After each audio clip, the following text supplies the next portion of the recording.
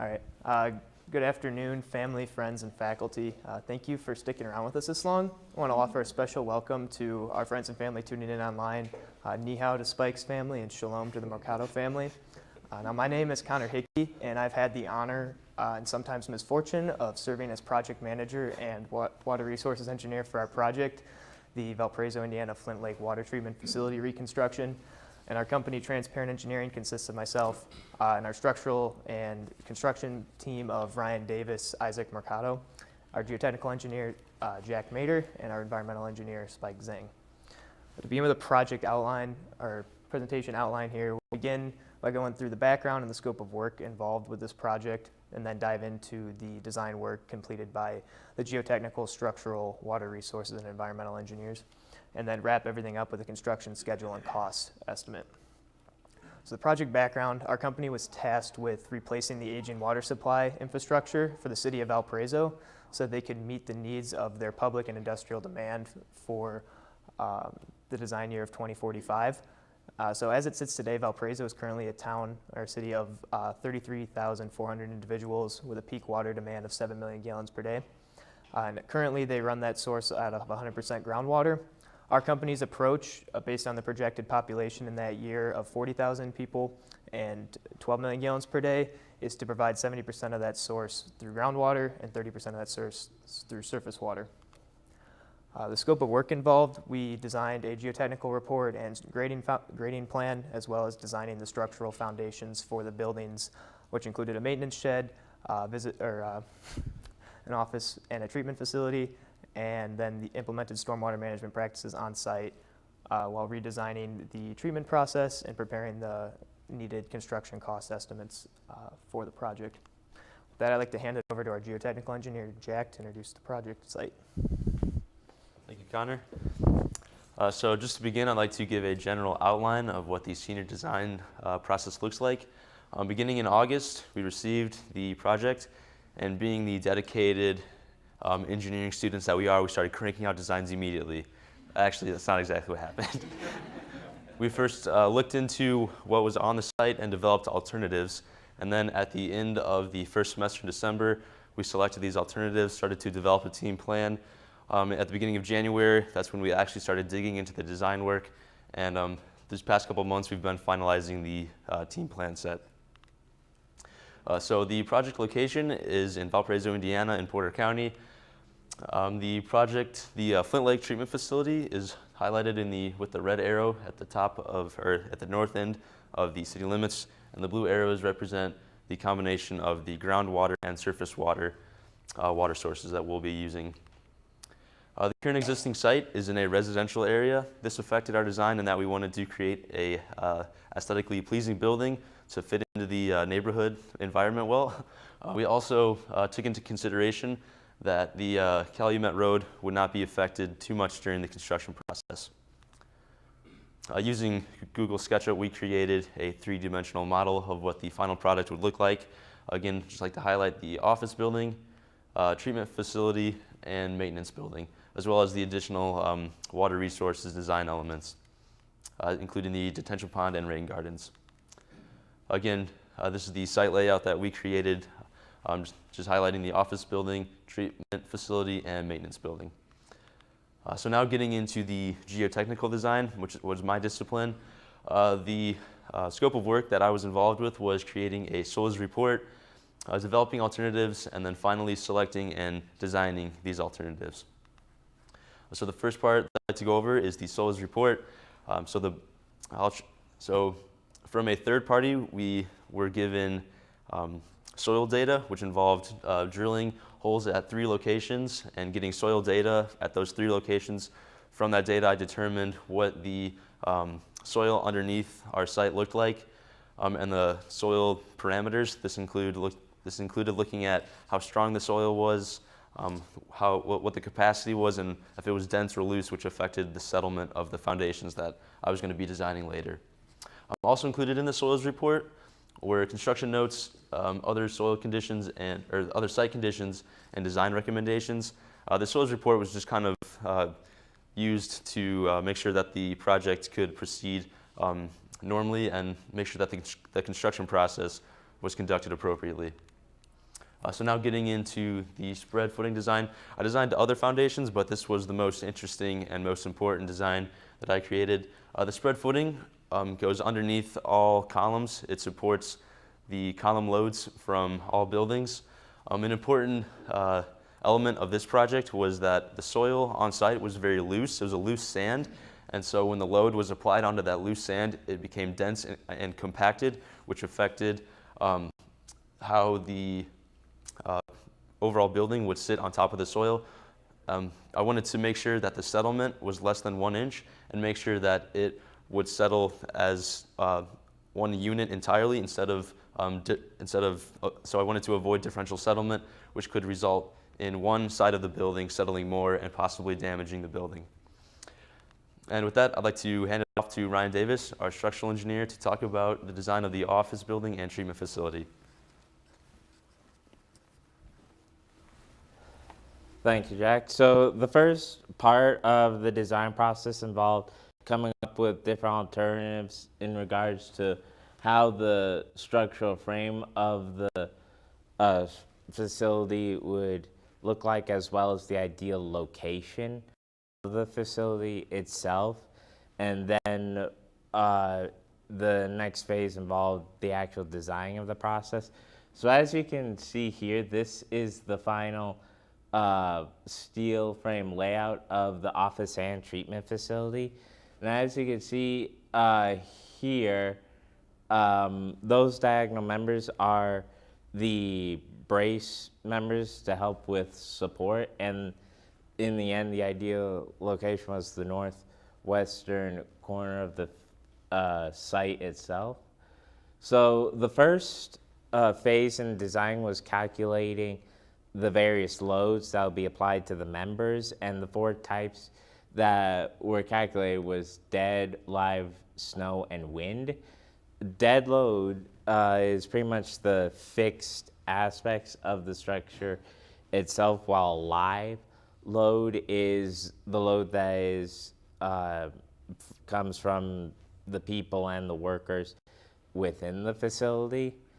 Now, when calculating the loads, it was a toss-up between whether using live or snow in the calculations. It usually depended on which one was heavier. Now, this being Valpo, obviously, we use the snow load. So from the loads that were calculated with the office, these were the various W sections that were used for the layouts. Now, here is the floor and roof layout of the office building. Now, for those who don't know what W section is, this is pretty much what they look like. And they're also commonly known as I-beams. So, here is the office layout, the floor layout of the first and second floor of the office building, with the second floor primarily serving as office space, while the first floor functions primarily as locker room space, labs, and pump controls for the people who work in the facility itself. So for the treatment facility, due to different dimensions and factors, the loads that were calculated were different, but the process was the same for the office building. And these were the general W sections that were determined to be ideal for the structure.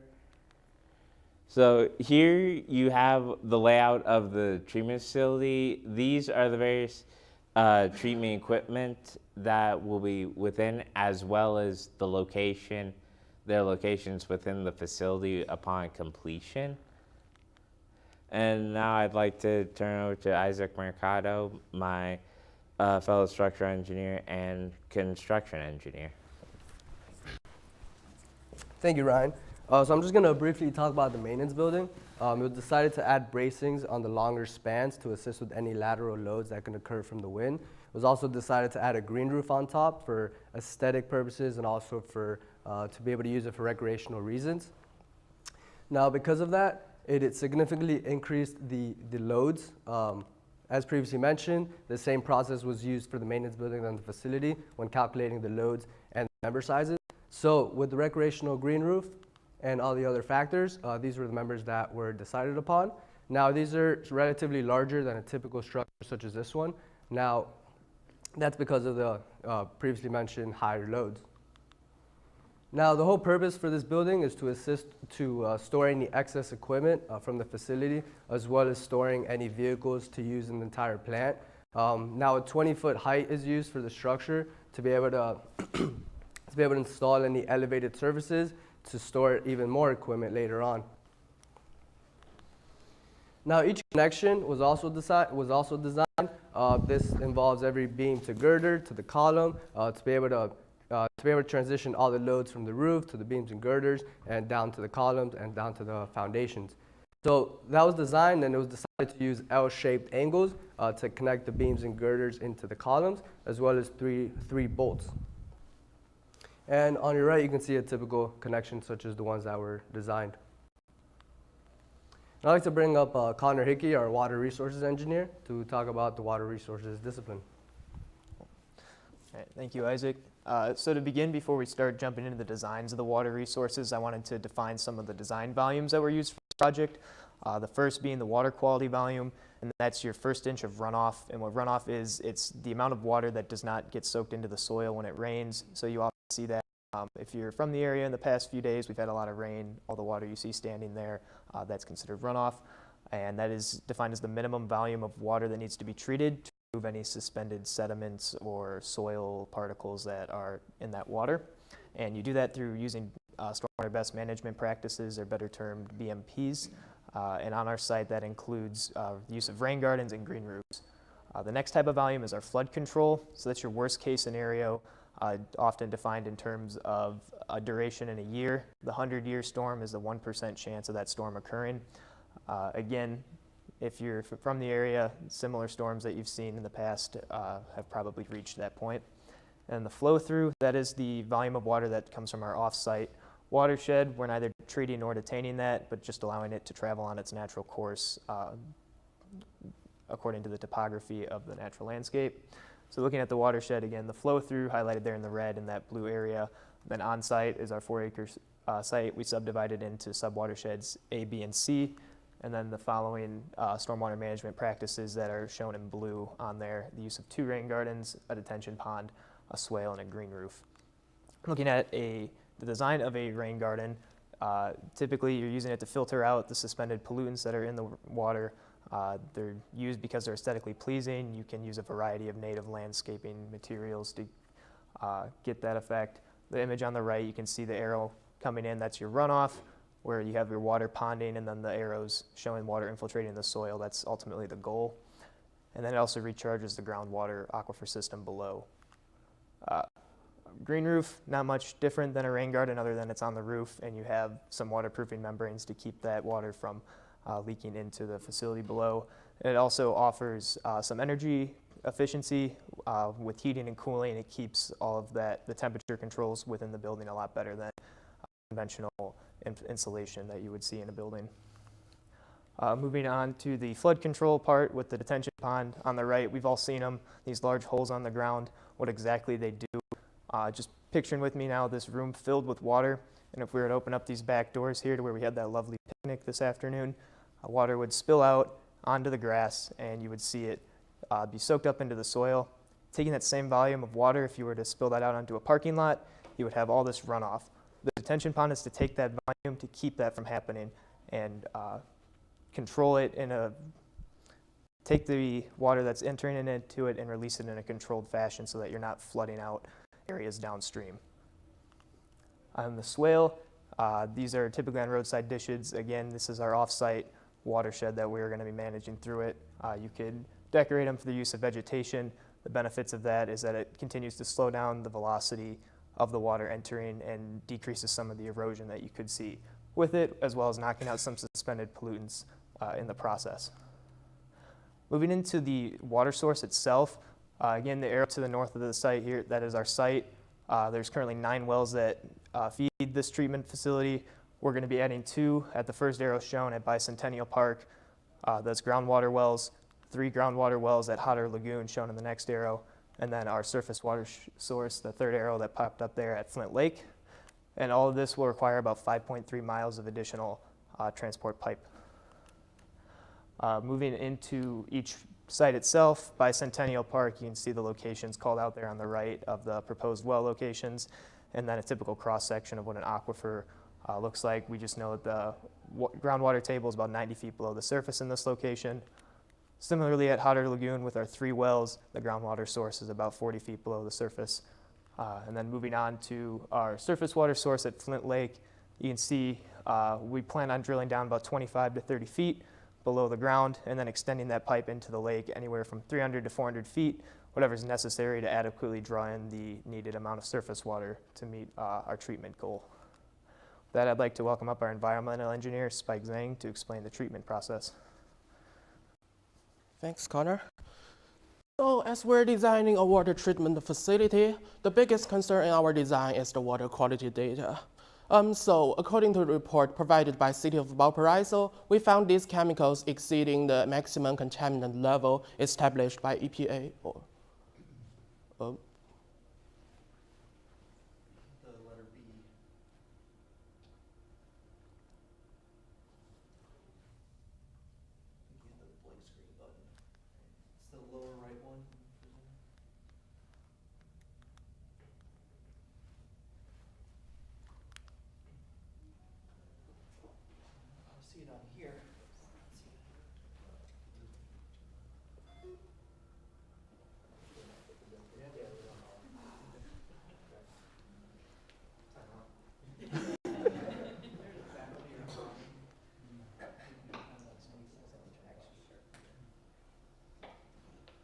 Are we good now? Okay. Yeah, so these are the chemicals we found exceeding the maximum contaminant level established by Environmental Protection Agency or EPA. So one thing I do want to point out is the turbidity of surface water being 25 NTU, exceeding the MCL of 1 NTU. So as the name indicates, turbidity shows how the water looks like. As you can see here, the higher the turbidity is, the more turbid water looks like, and indicating that it has more suspended solids within the water source. So, and just to give you a general idea about the treatment methods, the conventional treatment process consists of four steps. The first one, coagulation, is used to group the smaller particles together into smaller groups, and the next step, flocculation, is used to group a larger group of those particles. And later on in the sedimentation process, those larger chemical groups will settle down and out of water, while the smaller ones will be removed from the last step for filtration. However, when the turbidity is lower enough, we can use direct filtration, skipping flocculation and sedimentation, as there will be no larger groups existing.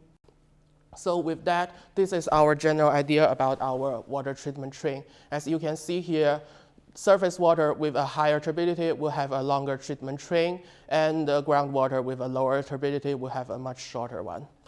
And before the filtration, two separate water sources will be combined together and go through the remaining treatment process.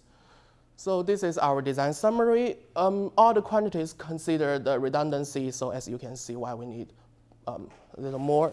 And for the dimensions, as the design was originally done in the matrix system, when converting them to English unit system, we decided to round them up a little bit. For the water storage tank, currently on site, there are 2 storage tanks shown in the picture.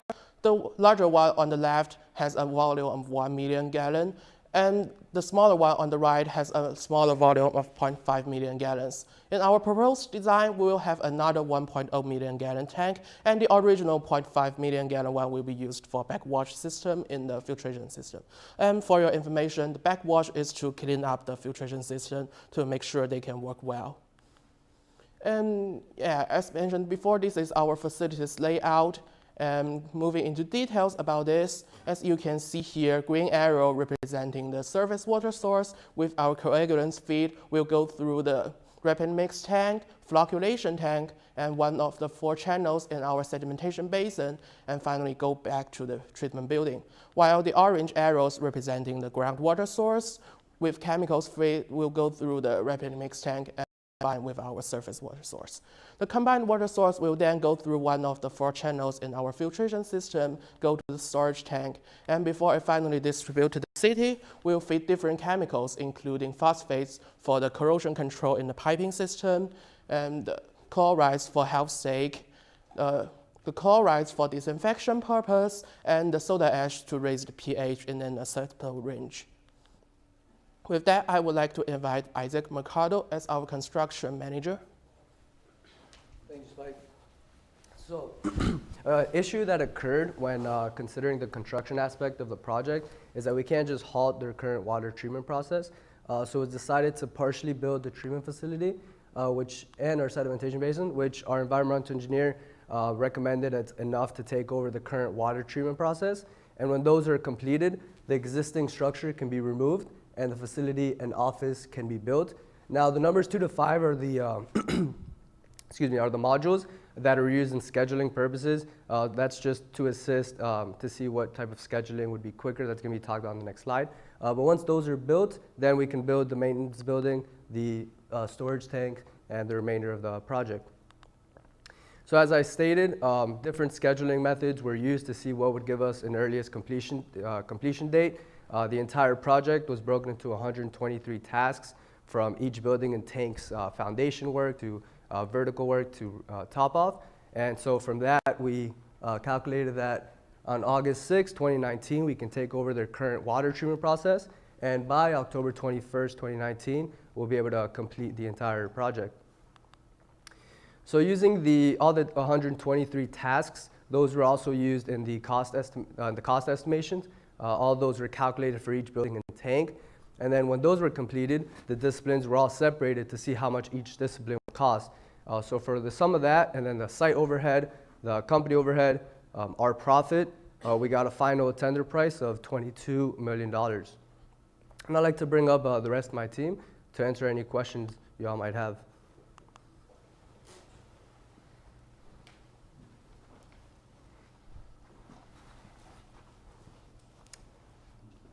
Questions? Speak now or forever hold your peace. Yes, sir. I'm going to ask a general one.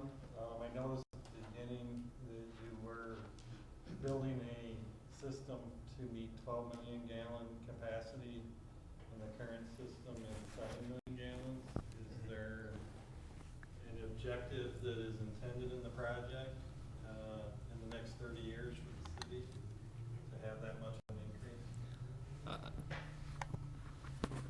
Yeah, so are you referring to like whether or not this project will actually be completed to reach that goal? No, I guess I'm asking why we're building a project for 12 million gallon capacity when the current system at 7 million is adequate for the city.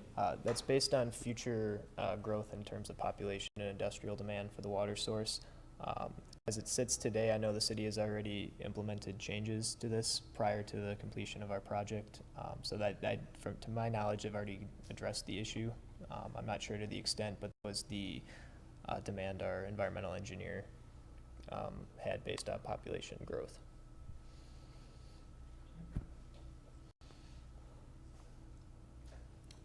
All right, thank you for